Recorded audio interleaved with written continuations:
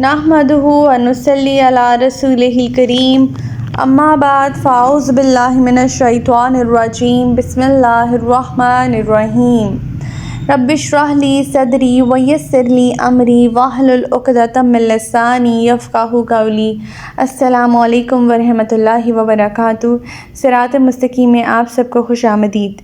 پچھلے سبق میں ہم لوگوں نے پڑھا کہ اللہ تعالیٰ فرما رہے ہیں کہ جو لوگ کافر ہو گئے وہ اپنی اولاد پر، اپنے مال پر، جو آج دنیا کی زندگی میں بہت فخر کیے بیٹھے ہیں، روز آخرت ان کا مال اور یہ ان کی اولاد انہیں اللہ تعالیٰ کے عذاب سے نہیں بچا پائے گا۔ اللہ تعالیٰ فرما رہے ہیں کہ جو کچھ یہ لوگ اپنی اس دنیاوی زندگی میں خرچ کر رہے ہیں وہ محض دکھاوے کے لیے خرچ کر رہے ہیں۔ اللہ تعالیٰ نے فرمایا کہ یہ جو صدقہ خیرات وغیرہ کر رہے ہیں یہ ان کے کچھ کام نہ آئے گا، اور روز آخرت اللہ تعالیٰ ان کے کفر کی بنا پر ویسٹ کر دے گا۔ ان کا صدقہ خیرات کسی کام نہ آئے گا روز آخرت۔ اس کی مثال اللہ تعالیٰ نے ہمیں دی تھی روئی ہند سے ایک ہوا جس میں پالا ہو، اور یہ ہوا ایسے لوگوں کی کھیتی پر جا پہنچے جنہوں نے اپنے آپ پر ظلم کیا ہو اور اس کھیتی کو تباہ کر ڈالے۔ ایسی ہوا جو کہ کھیتی کو تباہ کر ڈالے، وہ کھیتی کیا ہے؟ دنیاوی زندگی پر انہوں نے اللہ کی وحدانیت کو قبول نہیں کیا، ایمان کے تقاضے پورے نہیں کیے، تو بے شک جتنے مرضی انہوں نے صدقہ خیرات نیک کام اپنی دنیاوی زندگی میں کیے ہوں گے، روز آخرت اللہ تعالیٰ انہیں ویسٹ کر دے گا، ضائع کر دے گا، اور کچھ کام نہ آ سکیں گے ان کے وہ صدقہ خیرات۔ آیت نمبر 118 میں اللہ تعالیٰ نے فرمایا کہ اپنے سوا کسی غیر مسلم کو دوست نہ بناؤ، کیونکہ وہ تمہاری خرابی میں کوئی کسر اٹھا نہیں رکھتے۔ ان کی دشمنیاں جو ہیں، ان کی حسد، بغض ان کی اپنی زبان پر آ جاتی ہے، اور یہ اتنے غصہ ان کو آتا ہے تم لوگوں کی خوشی دیکھ کر کہ یہ غصے سے اپنے دانت چبانے لگتے ہیں، اور جتنی مرضی یہ کوشش کر لیں تم لوگوں میں فتنہ فساد برپا کرنے کی نہیں کر پائیں گے۔ اللہ تعالیٰ ان پر گرفت کیے ہوئے ہے۔ اللہ تعالیٰ فرماتے ہیں کہ تم لوگ ایسے ہو جو ان یہود سے محبت رکھتے ہو مگر یہ تم سے محبت نہیں رکھتے، حالانکہ تم تمام آسمانی کتابوں پر ایمان لاتے ہو۔ یہ لوگ جب اکیلے ہوتے ہیں تو ان سے برداشت نہیں ہوتی تمہاری کامیابیاں، تمہاری خوشیاں، تو یہ بھلا کیسی دوستی ہے؟ دوستی ان سے کرنے کا کوئی سوال ہی پیدا نہیں ہوتا، کیونکہ یہ تمہارے ساتھ کبھی بھی مخلص نہیں ہو سکتے۔ انہیں بہت برا لگتا ہے جب کوئی بھلائی، کوئی کامیابی تمہارے پاس آتی ہے تو انہیں بالکل اچھا نہیں لگتا، اور دل ہی دل میں یہ حسد اور انات کی وجہ سے کڑنے لگتے ہیں، انہیں غصہ آتا ہے۔ اللہ تعالیٰ ان کی گرفت کیے ہوئے ہیں، انہیں اپنے احاطہ میں لیے ہوئے ہیں۔ ہمارا آج کا سبق آیت نمبر 121 سے لے کر آیت نمبر 125 تک ہے، تو آج کا سبق شروع کرتے ہیں۔ بسم اللہ الرحمن الرحیم۔ وَإِذْ غَدَوْتَ مِنْ أَهْلِكَ تُبَوِّئُ الْمُؤْمِنِينَ مَقَاعِدَ لِلْقِتَالِ وَاللَّهُ سَمِيعٌ عَلِيمٌ۔ اور وہ وقت بھی یاد کیجیے جب آپ صبح دم اپنے گھر سے نکلے اور مسلمانوں کو جنگ احد کے لیے مورچوں پر بٹھا رہے تھے، اور اللہ تعالیٰ سب کچھ سننے والا اور جاننے والا ہے۔ اب یہاں سے ایک نیا مضمون اللہ تعالیٰ شروع کر رہے ہیں، اور جنگ احد کے بارے میں ہم آگے پڑھنے جا رہے ہیں۔ رمضان 2 ہجری میں غزوہ بدر میں قریش مکہ کو عبرتناک شکست ہوئی تھی۔ ابو جہل کی موت کے بعد ابو سفیان نے قریش کی قیادت سنبھالی۔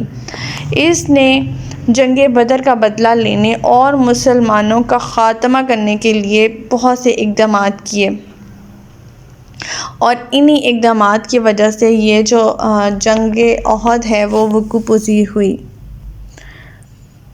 شوال 3 ہجری میں قریش کا 3000 مسلح افراد کے لشکر جرار ابو سفیان کی سرکردگی میں احد کے میدان میں پہنچ گیا۔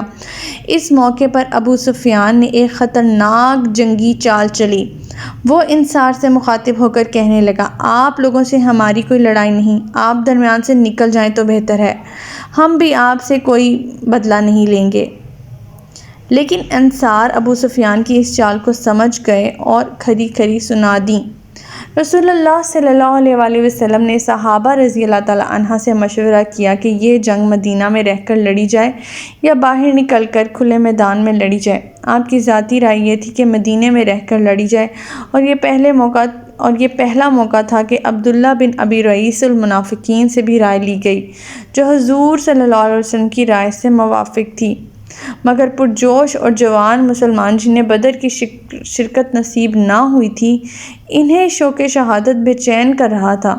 اس بات پر بضد تھے کہ باہر نکل کر کھلے میدان میں مقابلہ کیا جائے تاکہ دشمن ہماری نسبت بزدلی اور کمزوری کا گمان نہ کرے۔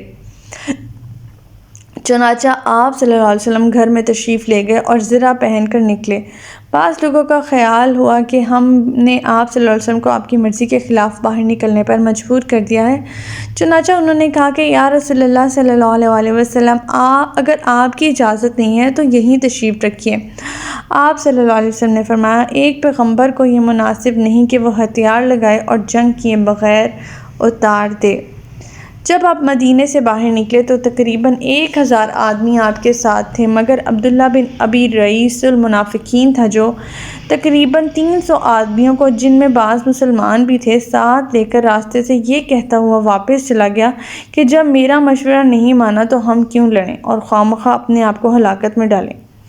آخر آپ 700 مجاہدین کا لشکر لے کر میدان جنگ میں پہنچ گئے۔ فوجی قاعدے کے مطابق صفیں ترتیب دے دی گئیں اور ہر دستے کو اس کے مناسب ٹھکانے پر بٹھا دیا گیا اور فرمایا کہ جب تک میں نہ کہوں جنگ نہ شروع کی جائے۔ یہ تھوڑا سا بیک گراؤنڈ تھا جنگ احد کا، کیونکہ آگے ہماری آیات جو ہیں وہ جنگ احد سے ریلیٹڈ ہونے والی ہیں، تو یہ بیک گراؤنڈ بہت ضروری تھا۔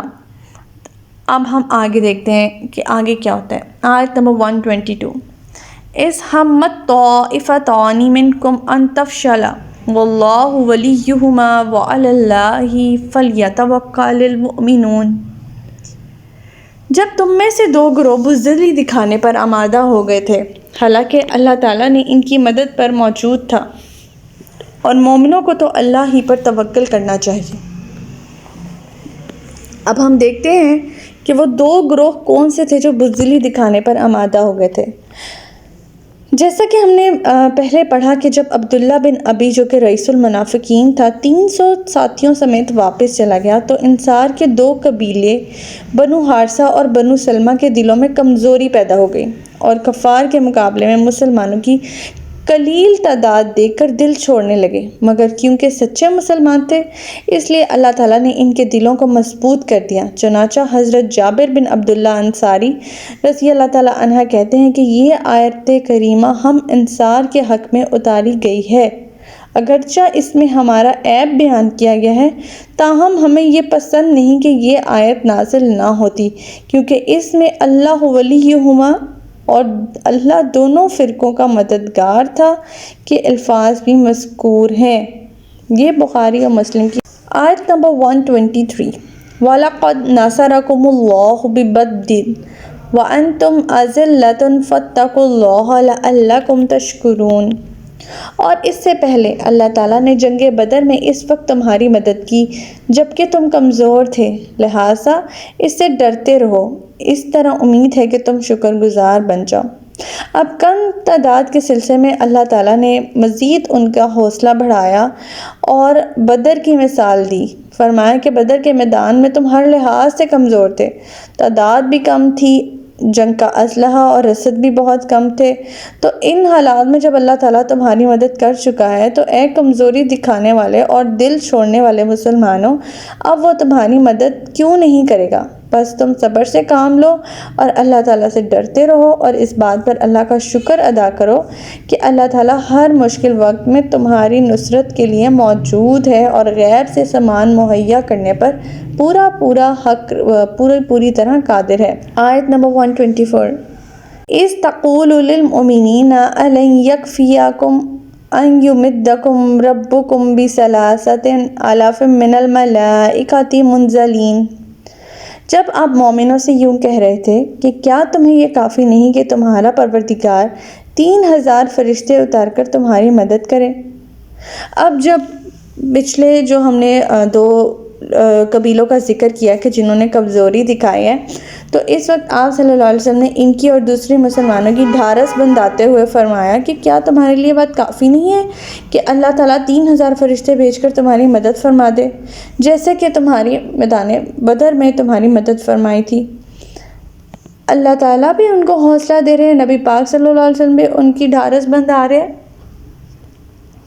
آیت نمبر 125، بَلَا إِن تَصْبِرُوا وَتَتَّقُوا وَيَأْتُكُم مِّن فَوْرِهِمْ هَٰذَا يُمْدِدْكُم رَّبُّكُم بِخَمْسَةِ آلَافٍ مِّنَ الْمَلَائِكَةِ مُصَوِّمِينَ، کیوں نہیں اگر تم صبر کرو اور اللہ سے ڈرتے رہو، اور اگر دشمن تم پر فوراً چڑھ آئے تو تمہارے پروردگار خاص نشان رکھنے والے 5000 فرشتوں سے تمہاری مدد کرے گا۔ ابھی جنگ شروع بھی نہیں ہوئی تھی کہ یہ افواہ پھیل گئی کہ زبن جابر بہت بڑی کمک لے کر مشرکین کی مدد کے لیے آ رہا ہے۔ اس افواہ سے مسلمانوں میں مزید اضطراب پھیل گیا۔ اس وقت اللہ تعالیٰ نے مسلمانوں سے فرمایا کہ اگر کفار کو ہنگامی طور پر کمک مل جانے سے ڈرتے ہو تو اللہ تعالیٰ بھی اپنے فرشتوں کی کمک میں اضافہ کر دے گا، لہٰذا صبر اور استقامت سے کام لو اور کافروں سے نہیں بلکہ اللہ سے ڈرو۔ تو ہمارا آج کا سبق یہیں تک تھا۔ اللہ تعالیٰ سے دعا ہے کہ اللہ تعالیٰ ہمیں قرآن پاک کی تعلیمات پر عمل پیرا ہونے کی توفیق عطا فرمائے۔ اللہ پاک ہمیں ہدایت دے کہ جس کے بعد گمراہی نہ ہو۔ ربنا لا تزغ قلوبنا بعد إذ هديتنا وهب لنا من لدنك رحمة إنك أنت الوهاب سبحانك اللهم وبحمدك أستغفرك وأتوب إليك۔ السلام علیکم ورحمۃ اللہ وبرکاتہ۔